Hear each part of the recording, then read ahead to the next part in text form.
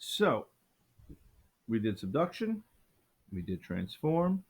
The next type of plate boundary is the uncertain plate boundary. You can see one here. You can see one here. Up over here, we have one. And that's just, it's so involved, we don't know exactly what is going on in these areas. But we have a pretty good handle on most of the plate boundaries. Also, remember or take notice that you have your latitude, okay, equator north, equator south, and you have your longitude here. Remember, this is going west all the way to 180. This is east, and then over here from 0 to 120 here is east. The last thing I want to show you on this diagram is the hotspots. Now, we haven't talked about hotspots yet, but we will later in the PowerPoint. So here is the Canary hotspot, Iceland hotspot, just for example, Hawaii, which is the one I'm going to be using as the example, Yellowstone hotspot over here, just to give you an idea where the hotspots are. Flying over Alaska, you can see the Aleutian Islands. You can see some plate boundaries. All right, over here, a couple pictures. Now we are up to hotspot. Now a hotspot is pretty cool. What actually happens is you got to think of it like a conveyor belt. I'm going to use it saying Hershey Kisses because they kind of look like it. Think about, Hershey Kisses being dumped off and the conveyor belt moves underneath it.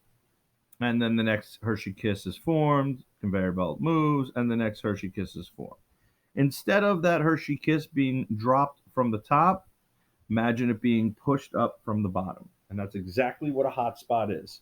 So if you look at this plate, all right, you can see the arrows in the direction they're going. They're going in a northwestern direction. This is a magma plume underneath. So it's a magma's underneath and the pressure is pushing it up. So what happens is the magma comes up, pushes up, creates an island. The plate then shifts. Magma pushes up,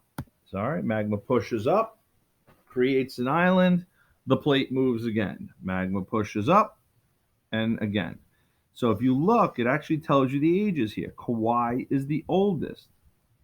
Oahu, next. Maui, next. Hawaii is actually brand new.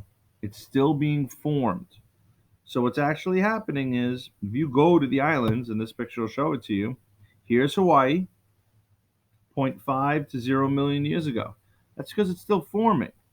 If you look, million years ago, 1.2, 3.7 million years ago. Kauai, 5.1 million years ago. Oldest to youngest.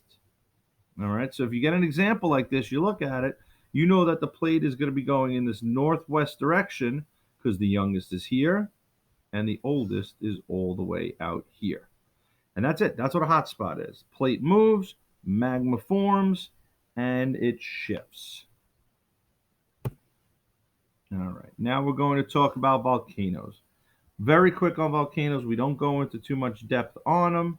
Three basic types of volcanoes. The first type is a shield one. It looks like Captain America's shield. Low dome. And this is what we call lava flow. Slow lava just flowing out. Nothing fast, nothing explosive. You can pretty much, get out of the way of the lava. Cinder cone is very tall, skinny, steep sides, and pyroclastic eruptions means explosions. Okay, explosions. Boom. These are very, very dangerous. Not that any volcanoes are not, but these can happen very, very quickly. And then you have a composite, which is a pairing of the two. Very large, steep sides, and they have both explosions and flows. And that's it on the volcanoes. So, summary of plate tectonics. Continents can move across the surface of the globe. A pattern of volcanism can change and shift. Now, that's good. I want to go back to that for a second. Ring of fire. Oh, back a little bit further. The ring of fire. We call this right